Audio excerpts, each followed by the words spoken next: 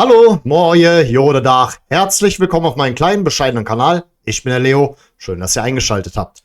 Ja, liebe Freunde, schneller als meinem Zeitmanagement lieber ist, sehen wir uns wieder.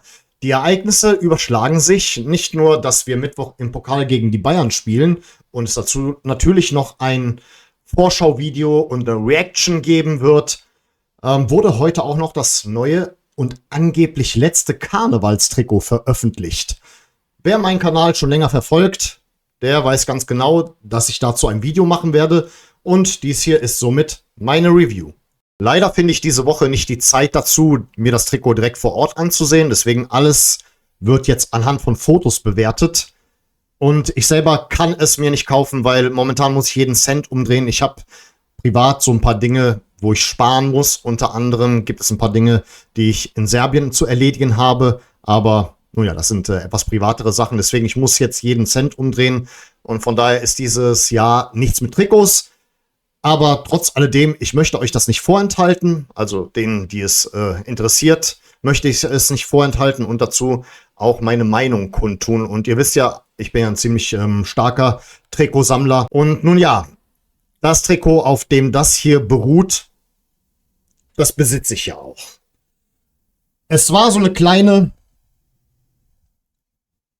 Befürchtung von mir, dass es genauso aussehen wird wie das hier, weil es gab ja auch ein paar Leaks dazu.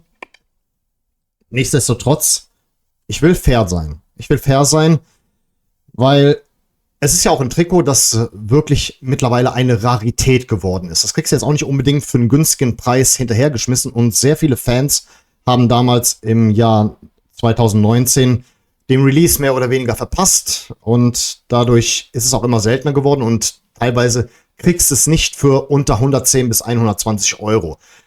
Und das hier ist vielleicht eventuell für die einen oder anderen eine neue Chance, weil der Ringel-Style ist ja ganz typisch Köln und Karneval und ich kann die Intention dahinter verstehen. Aber ich sage auch immer, wenn du schon eine Kopie machst, dann mach's besser als das Original. Und ob das hier der Fall ist, das werden wir jetzt gleich zusammen herausfinden. Gucken wir uns das Ganze doch mal etwas genauer an. Was ich schon mal hier geil finde, ist, dass du das in Langarm erhalten kannst. Früher war Langarm natürlich etwas, das regulär auf dem Markt erhältlich war, aber mittlerweile ist es halt auch so eine Special Edition mäßig und ich habe auch gehört, das hier soll mal wieder limitiert sein und ich bin ja kein Fan von künstlichen Limitierungen, aber wer es unbedingt haben will, der sollte so schnell wie möglich zuschlagen. Das sage ich ungern, ohne dass ich jetzt dafür irgendwie eine Art Werbung machen möchte, aber ich kann nur sagen, mit Langarm sieht das schon mal auf den ersten Blick richtig schön aus. Vor allen Dingen, ihr wisst ja, Karneval, das ist ja so eine Zeit, wo es eher mehr so etwas kälter draußen ist. Und naja, Langarm wäre dann die logische Konsequenz, wenn man sich das holen möchte. Hier finde ich zum Beispiel cool, im Vergleich zu dem Vorgänger, natürlich haben wir jetzt hier einen anderen Ausrüster drauf, dass der Ausrüsterflock, nicht Flock, die Ausrüsterbestickung, diesmal in Gold gehalten wird. Das macht das ganze Trikot deutlich edler. Anstelle dessen hatten wir ja früher einfach nur so ein schwarzes Uhlsport. Und nun ja, im Vergleich dazu hebt sich das Ganze ein bisschen mehr so davon ab. Das verleiht dem Ganzen so einen etwas edleren Stil. Und habt ihr es schon gesehen? Kommt, guckt noch mal ein bisschen genauer dran. Beziehungsweise guckt mal genauer drauf. Wasserzeichen, Wasserzeichen. Ihr wisst ganz genau, ab da bin ich komplett jeck und radadoll. Also, dass das hier so eingebaut wurde, diese Narrenkappe, die Domspitze und die Krone. Ihr wisst ja ganz genau, das ist eine absolut traditionelle Symbolik in Köln und passt hervorragend dazu. Bis hierhin sieht das Ganze wirklich schön aus. Im Innenkragen seht ihr dann das aktuelle Motto Alaaf mit Donet für Kölle. Ja, liebe Freunde, was stand denn da vorher im Nacken drin? Und sprach es Heimat, stand im Nacken. Aber hinten auf den Nacken, da steht auch nochmal etwas anderes drauf. Gucken wir nochmal. Ja, da seht ihr nochmal dieselbe Symbolik. Narrenkappe, Domspitze, beziehungsweise Domsilhouette und Krone. Das ist immer noch besser als das hier. Könnt ihr es sehen? Spürbar anders. Oh Gott, ey, dieses scheiß Motto. Ihr wisst ganz genau, wie ich es hasse. Der Rückenflock, der sieht dann halt genauso aus wie bei dem vorherigen. Ich habe mir jetzt mal hier Said El-Mala ausgesucht. Es ist ja wohl klar, dass es sehr viele sich entsprechend bestellen werden. Und diesmal, sage ich mal so, die Kombination aus Ringel und Gold wurde konsequent durchgezogen. Das sieht man unter anderem auch bei den Ärmel-Patches beziehungsweise den Hummel-Patches, die an der Seite sind und sich diesmal deutlich besser mit dem Trikot verbinden. Also bisher haben diese Hummel-Pfeile recht gestört, aber diesmal, das ist das erste Mal, dass das richtig gut aussieht. Nichtsdestotrotz, ich muss es halt anhand dessen bewerten, dass das Trikot ja auch schon eine exakte Kopie ist von diesem Ringel-Trikot von 2019.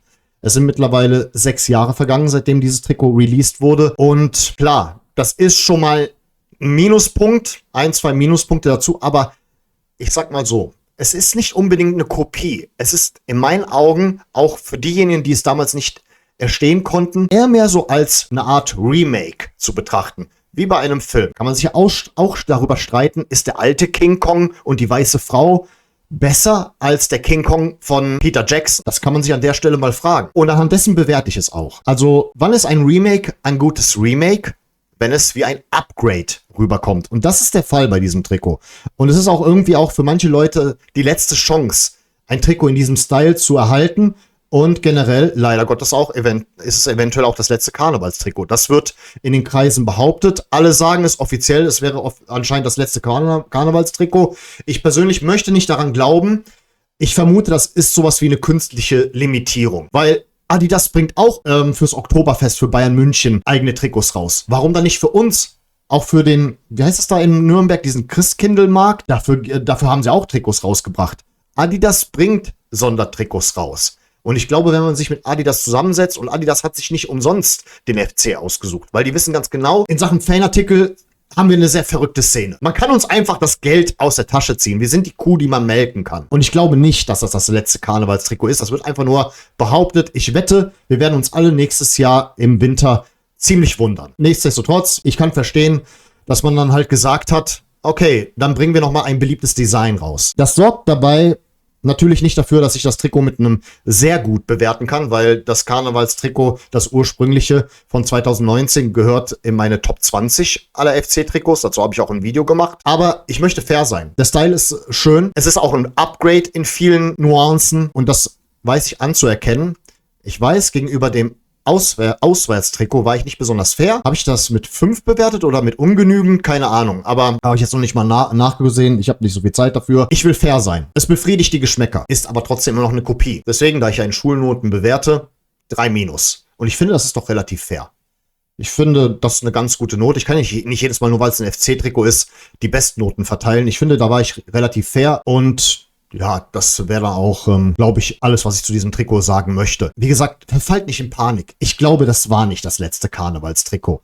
Ich glaube, da wird es noch zu einer Überraschung nächstes Jahr kommen, weil Adidas hat sich den FC bewusst ausgewählt, weil wir sind die Kuh, die man melken kann. Das wissen die ganz genau. Das ist dann auch alles, was ich dazu zu sagen habe. Wahrscheinlich ist es auch die letzte Trikot-Review in dieser Saison gewesen, es sei denn, es kommt noch irgend so ein Special-Trikot raus, wie damals in der Verbindung mit WeFC. Das war aber kein Trikot, was die Spieler getragen haben.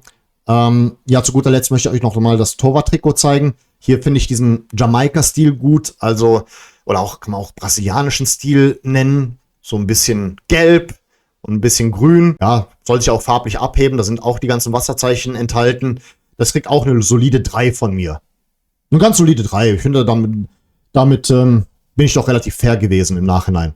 Ja, wie gesagt, das Karnevalstrikot an sich, was die Spieler tragen werden, erhält eine 3-. Das Torwarttrikot somit eine 3. Und das wäre es dann auch für heute. Wir sehen uns schon bereits morgen. Vorschauvideo für unser Spiel gegen Bayern München. Und an dieser Stelle bedanke ich mich recht herzlich für eure Aufmerksamkeit. Vielen Dank fürs Zusehen. Und dann sage ich mal an der Stelle auf Wiedersehen. Denn wir wollen uns doch wiedersehen. Hey,